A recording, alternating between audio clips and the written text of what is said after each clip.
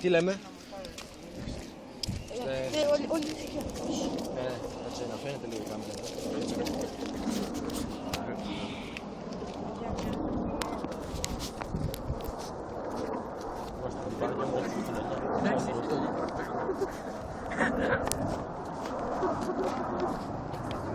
Το λευκό πίσω.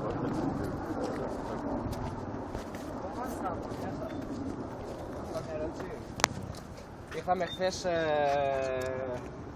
από την Πάτρα εδώ στη Κεφαλονιά και έχουμε εδώ και 2 μέρες που ψάχνουμε ολόκληρη την πόλη της Κεφαλονιάς εδώ πέρα και ψάχνουμε το λευκό το πύργο. Στη Κεφαλονιά. Κεφαλονιά δεν είμαστε. Θα σοβαρολογείς τώρα. Κεφαλονιά μας είπαμε. Στη Ζάκηθο είσαστε. Μας φέρανε από την Πάτρα εκδρομή.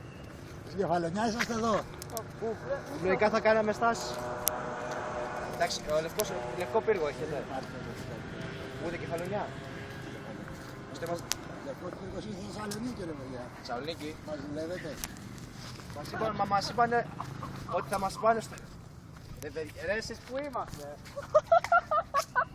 Ρε από ποιο σχολείο είσαστε? Από το 3ο γυμνάσιο της Πάτρας. Ωραία. Είσαστε εδώ Πελοποννήσι, είσαστε και δεν ξέρετε που υπάρχει ο Λευκός Πύργος. Ο Λευκός Πύργος είναι στη Θεσσαλονίκη. Αλήθεια. Μας πιάσατε, Και είμαστε παιδιά. και στη Ζάκηθο και νομίζουμε ότι είμαστε και Κεφαλονιά.